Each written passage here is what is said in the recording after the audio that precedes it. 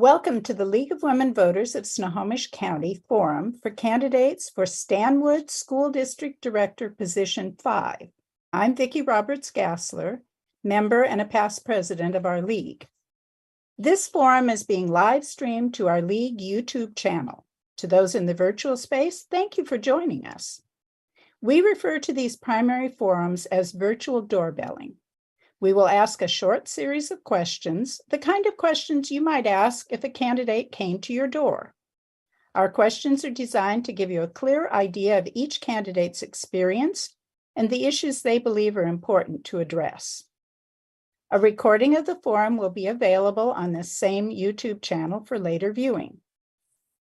Let me provide some background for the position.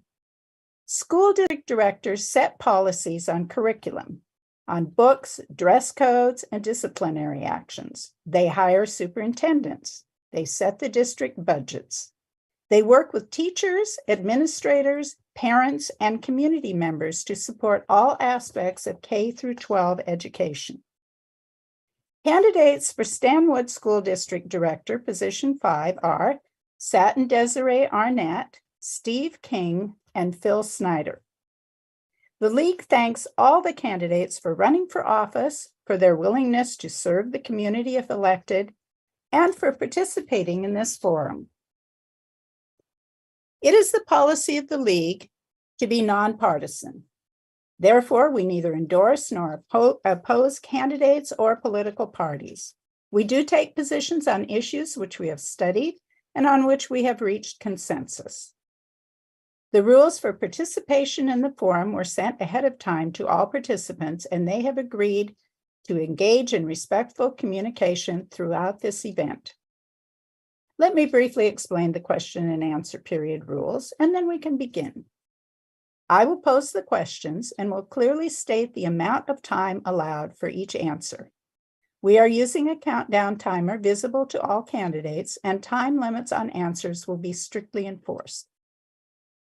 I will change the starting order for each question, alternating candidates in the starting position to ensure a fair sequence. The order for the first question will be Mr. Snider, Mr. King, then Ms. Arnett. Let's begin. Candidates will have 2 minutes to respond to this first question.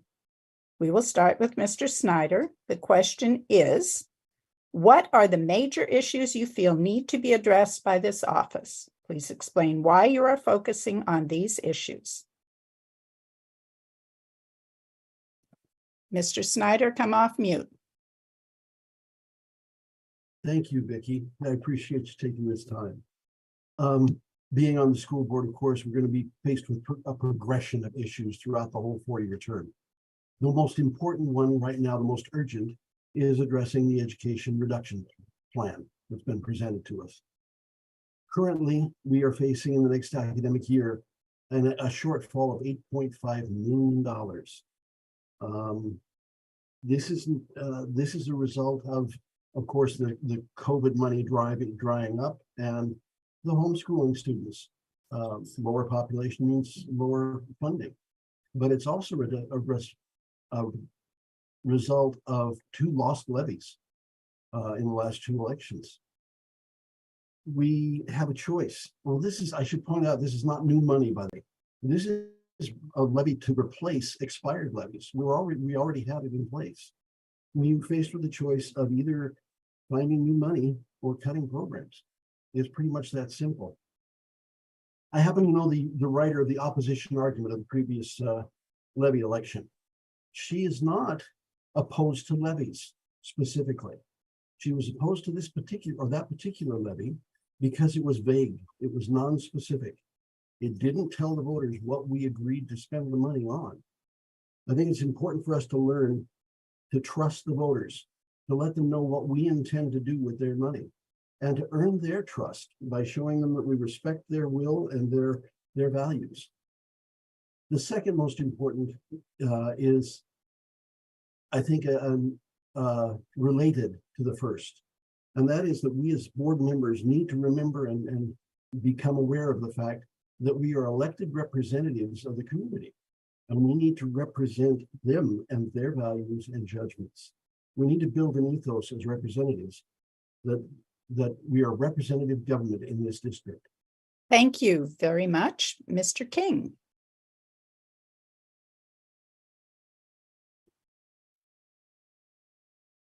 Please come off mute. Okay. I also agree that the budget issue, finances, is a very critical issue. And though I recognize that as a director, I'll be involved in setting policy, not detailed procedures. And however, I have a lot of ideas about those things, being personally extremely frugal myself and having made it past some very difficult financial times. And I see things getting worse for the school district because I just got my new assessment for my home in Stanwood, and it went down significantly from what it was last year. So therefore, the next budget year later in the future will be even worse than this one, and so with less revenue.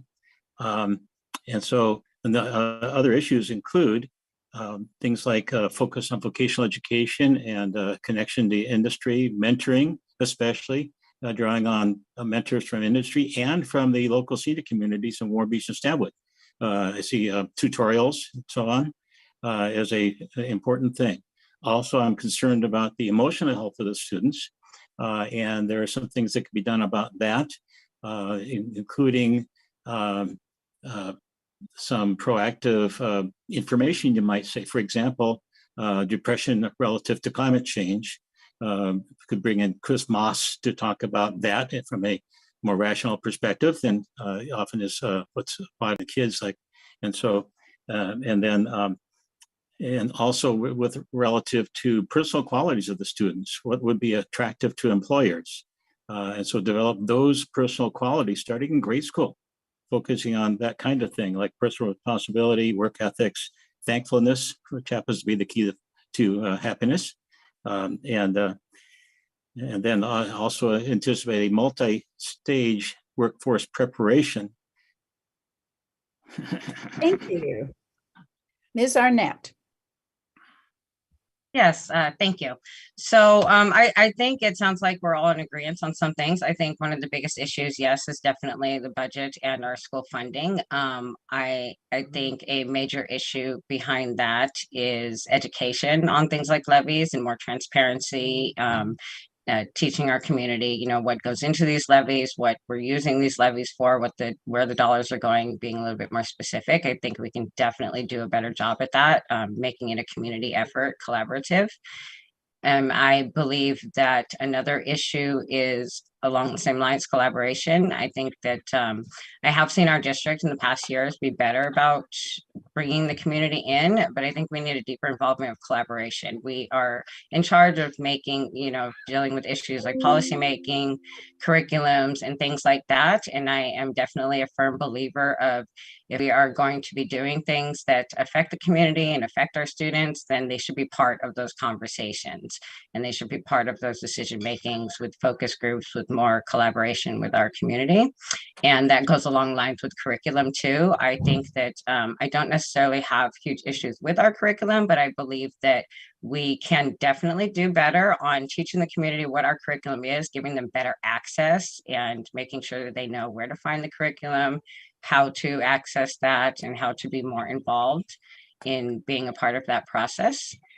So definitely community collaboration and getting all of our shareholders, and people involved in those things, and teaching people about our budget and our funding, where school funding comes from, how important it is. We have some amazing programs. I definitely believe in the trade programs that we have, and I would hate to see things like those cut. They are very important to our students. So I believe that education and collaboration is definitely key behind those. Thank you. Candidates will have 90 seconds for the next two questions. Timer, please adjust the clock. This question will go first to Mr. King. What qualifications and experience make you a good choice to address these issues? Well, I've had 37 years of experience in vocational education at the local, state, and national levels, actually starting in California.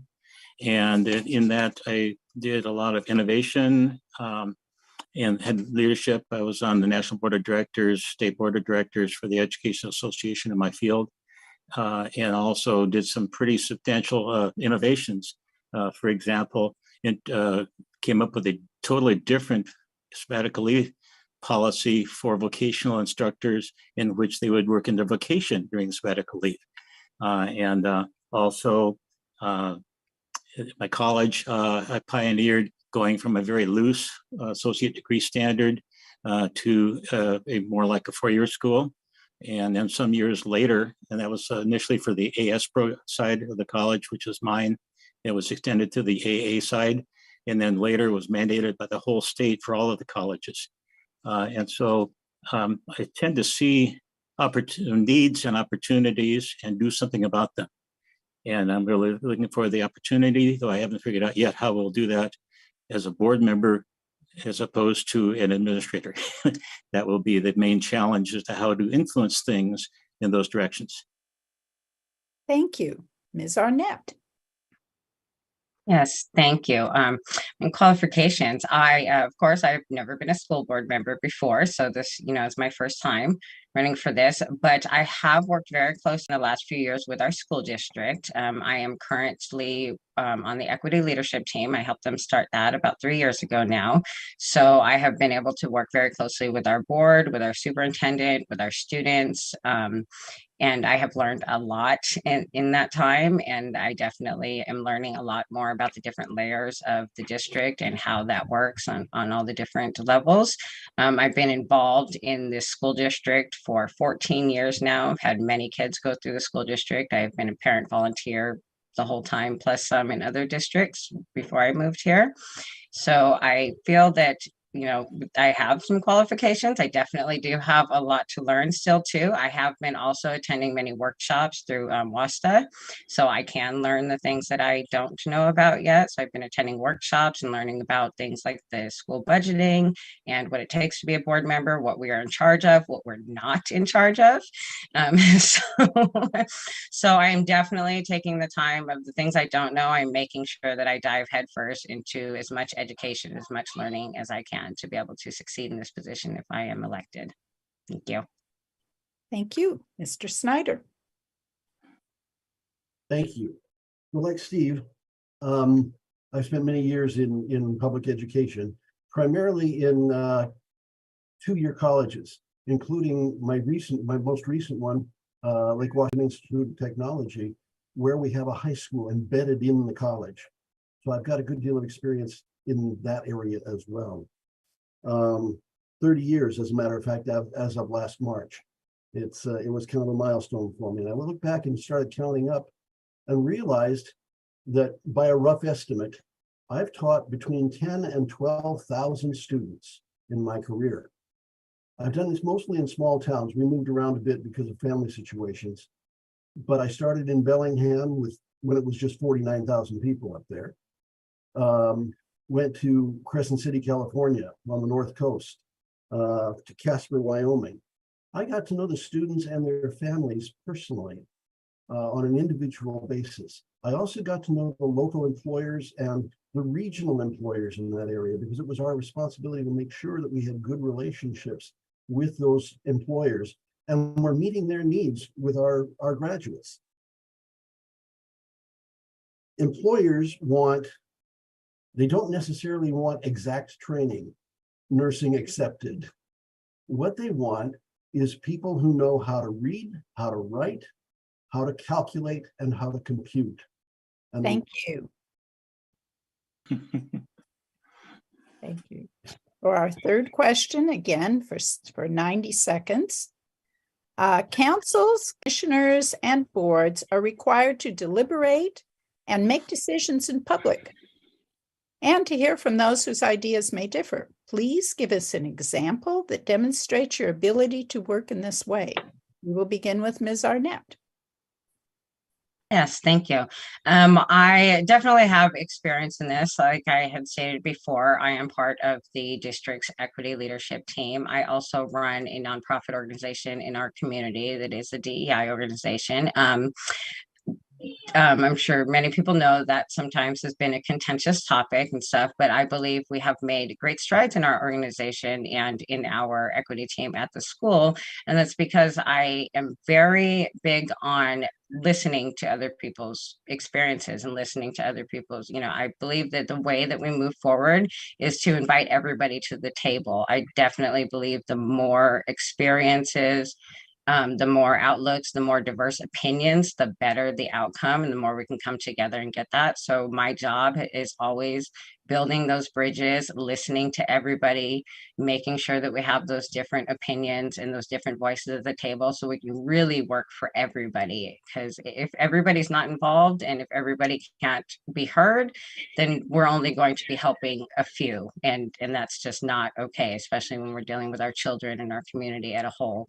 So I definitely believe that I have much experience in that. And I think that that's why we have gotten so far, is because we have taught our community that this is for everybody and we will listen to everybody and let everybody be involved in these decisions and the process. Thank you. Same question to Mr. Snider. Thank you. Well, as I said, 30 years in education, 18 of them at a technical college as a gen ed instructor. You can see the inherent conflict there, I think. I served on the budget committee, on the instructional council, on the policies and procedures committee. I led the faculty, both the Prof Tech faculty and the Gen Ed faculty, in successful negotiations through 4 contracts. I represented over 80 faculty members in grievance or disciplinary actions, and only a very few of them came to conclusions that were in dispute. Almost all of them were amicably settled. This is one of those things that it's everything I need to know I learned in kindergarten type of things, okay? If people of goodwill can come together, listen to one another, evaluate ideas together, and then find common ground, then most any issue can be resolved, most any problem can be addressed. That's been my experience. I would also note one other thing, and that is that anger never earns anything but more anger, and more opposition should be displaced. Could I make one other correction there, Vicki? This is the Stanwood-Camano School District, if you don't mind. I am very happy to hear that, and I'm very sorry that my script does not have that. I will let my colleagues know, and I hope we can get it in the titles for this recording. Mr. King, over to you. Yeah, well, I have been fortunate over those many decades and many different situations to generally be in a consensus situation. We're all on the same page. And so trying to scratch my brain into where there's less than that. One, I'm on the board of an organization that does schools in rural Africa, about 3,000 students or so. And we've had some just differences of opinion there, but we're still doing good and still accomplishing a lot. Also going back more years, a board of a church, actually. I proposed supporting a non-traditional missionary who we would have no contact with because it was a restricted country. And so revolutionary, and the most longest serving board member thought that would be a terrible idea because we need to have them come visit us and talk to us every so many years. Well, they are supporting somebody in a restricted country and have been doing so for now over 20 years. And it's been very good, though no contact yet. And so those are all I can think of for where there's been a difference of opinion. And in each case, it worked out well. Thank you. Timer, please note that the candidates will have 60 seconds for the final question. For this question, we will start with Mr. Snider, and this is the question. Please tell us something about your life experience that might surprise or intrigue voters. Mr. Snider. Thank you. Well, before my career in education for about 15 years, I followed some other paths. I cooked in a restaurant. I loaded trucks. I sold jewelry. I was an insurance adjuster. I was a private investigator for several years. Did various things. I sold medical products, total hip replacements, total knees, artificial heart valves. If this weren't just 60 seconds, I could tell you stories. I'm reluctant sometimes to tell you all this because it makes it sound like I couldn't hold a job, when in fact the problem was that the jobs couldn't hold me.